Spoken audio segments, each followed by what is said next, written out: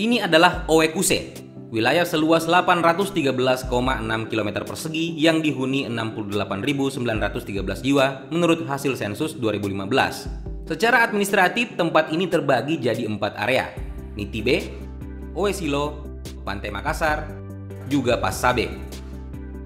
Oekuse sendiri adalah wilayah yang unik, karena meski posisinya berada di Provinsi Nusa Tenggara Timur yang merupakan bagian dari Indonesia, secara administratif tempat ini justru dikuasai oleh Timor Leste. Yap, kamu tidak salah dengar. Oekuse adalah Special Administrative Region atau Exclave. Ini adalah istilah geopolitik untuk menyebut area suatu negara yang letaknya di wilayah pemerintahan orang lain dan terpisah dari daerah utama. Nah, exclave ini lawan katanya enclave, sebutan untuk area dalam suatu negara yang bukan milik negara tersebut, tapi milik pemerintahan lain.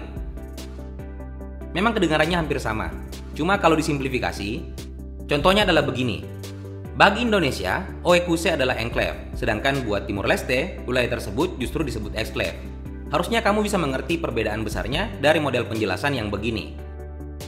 Lalu, yang sekarang jadi pertanyaan, kenapa Oekuse yang sejatinya bagian dari Timor Leste bisa masuk dalam wilayah Nusa Tenggara Timur? Oke, mari kita bahas alasannya, di mana lagi kalau bukan dalam polemik kali ini. Untuk toponim daerah Oekuse, referensi paling umum menyebutnya berasal dari bahasa Mambai yang dituturkan oleh suku mayoritas di Timor Leste. Konon asal katanya adalah Oekusi atau Wehale Oekusi. Secara harfiah ini berarti gunung kecil merujuk pada topologi di wilayah tersebut. Namun ada juga yang berpendapat kalau Wehale Oekusi berarti kota tua dalam bahasa Mambai, yang mengacu pada sejarah panjang wilayah ini sebagai pusat perdagangan dan pemerintahan di wilayah timur Portugis. Cuman teori kedua bisa kita kesampingkan dengan alasan kurang valid. Karena meski secara faktual Portugis menjadikan Oekuse sebagai basis pertamanya saat berlabuh di Pulau Timur, nyatanya penamaan Oekuse sudah digunakan jauh sebelum masuknya kolonialisme pada abad 16. Bahkan sudah eksis saat kerajaan Ambeno masih berkuasa di wilayah tersebut. Hanya saja meski peran Portugis bisa disingkirkan dari asal-usul toponim, keberadaan mereka tetap penting dalam sejarah Oekuse sebagai wilayah milik Timor Leste. Semuanya dimulai pada 1556 ketika biarawan Dominikan Antonio Tavero mengerjakan tugas misionarisnya di Pangkalan Solor.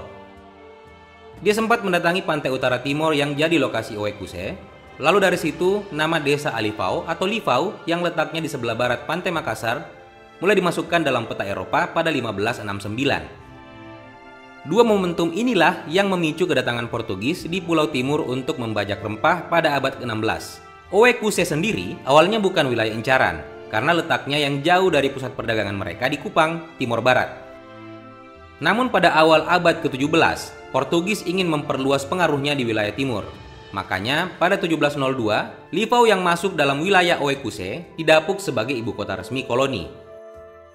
Kemudian selama abad 18, wilayah Oekuse sempat jadi kantong pusat pembangkangan yang dipimpin oleh warga lokal bernama Dom Boaventura. Pemberontakan ini sempat membebaskan Oekuse dari penjajahan pada 1769. Namun kemerdekaan itu tidak bertahan lama, karena pada 1859 Portugis merebut kembali wilayah tersebut, bahkan menebalkan kekuasaannya di sana lewat pembangunan infrastruktur dan fasilitas penting macam gereja dan rumah sakit. Sayang di periode kedua pendudukan, Portugis tidak bisa tenang dengan keberadaan Belanda di Pulau Timur. Pihak ini juga menginginkan perluasan pengaruh di seluruh wilayah. Makanya untuk menghindari pembengkakan anggaran yang mungkin terjadi akibat perang, pada 1859 Portugal dan Belanda menyepakati perjanjian Lisbon untuk membagi kekuasaan Pulau Timur. Sisi barat jadi milik Belanda dengan Kupang sebagai pusat pemerintahan, sedangkan sisi timur jadi jatah Portugis dengan Dili sebagai ibu kota, dan Oekuse secara istimewa tetap jadi bagian mereka. Sayang masalah tidak berakhir hanya dengan adanya perjanjian ini. Buat Portugis, ada pemberontakan João da Cruz yang meruntuhkan rekan mereka, Kerajaan Ambeno selama kurun 1912. Sedangkan buat Belanda, selang beberapa tahun mereka harus angkat kaki setelah dipaksa mengakui kemerdekaan Indonesia. Setelah momentum kekalahan Belanda, sisi barat Pulau Timur pada akhirnya bergabung dengan Indonesia, kemudian berganti nama jadi NTT. Sementara, sisi timur tetap jadi wilayah kekuasaan Portugis selama hampir 2 dekade. Perubahan baru terjadi setelah 25 April 1974, tepatnya saat kudeta militer yang dikenal dengan sebutan Revolusi Bunga terjadi di Portugal. Peristiwa inilah yang mengubah nasib Timor Timur dalam 2 dekade berikutnya.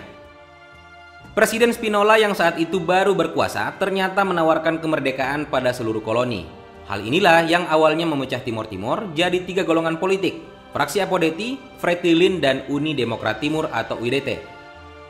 Ketiganya saling berselisih karena perbedaan prinsip terkait masa depan negara. Fretilin menginginkan kemerdekaan sepenuhnya, Apodetti menginginkan integrasi dengan Indonesia. Sedangkan UDT lebih moderat dan tidak terburu-buru menentukan sikap. Namun, itu tidak mencegahnya terlibat dalam situasi yang mulai memanas. Apalagi setelah munculnya isu kalau sayap radikal dari fraksi Fretilin berencana mengubah Timor Timur menjadi negara komunis.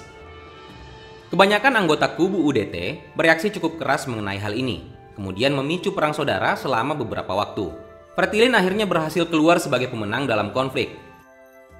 Hanya saja kemenangan itu justru membuat kubu anti-komunis di Asia Tenggara khawatir, termasuk Indonesia. Makanya pada 7 Desember 1975 dimulailah Operasi Seroja.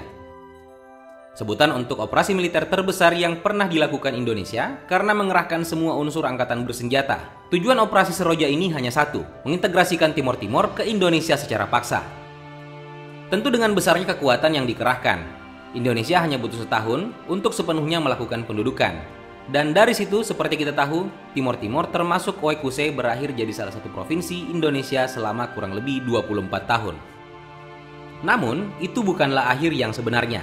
Sebab selama periode aneksasi, milisi Fretilin yang tersisa dan dipimpin oleh Sanana Gusmao masih melakukan perlawanan dengan keras dan membuat Indonesia menderita kerugian besar.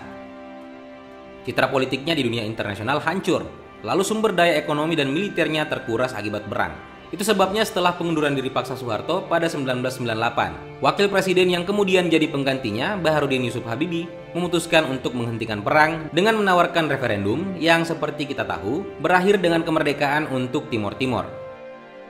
Tempat ini akhirnya resmi diakui sebagai negara pada 20 Mei 2002, kemudian mewarisi seluruh area yang sebelumnya dikuasai oleh Portugis sebagai wilayah pemerintahan barunya, termasuk Oekuse yang secara teritori berada dalam kawasan Nusa Tenggara Timur, Indonesia.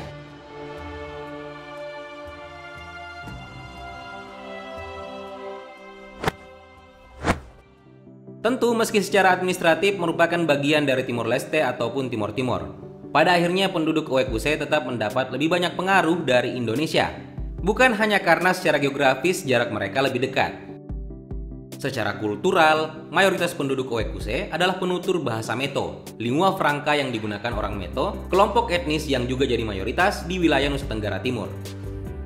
Lalu bukan hanya itu, sebagai bekas koloni Indonesia, masih banyak warga Oekuse yang menguasai bahasa Indonesia. Apalagi medium komunikasi ini pernah digunakan sebagai bahasa resmi Timor Leste hingga 1999. Namun tetap saja, dengan status Oekuse yang sekarang jadi bagian dari Timor Leste, warisan bahasa Portugis masih digunakan dalam pendidikan dan pemerintahan. Kemudian sebagai pendamping, mereka juga menggunakan Tetum sebagai bahasa resmi. Karena etnis penutur lingua franca ini adalah mayoritas di seluruh kawasan Timor Leste.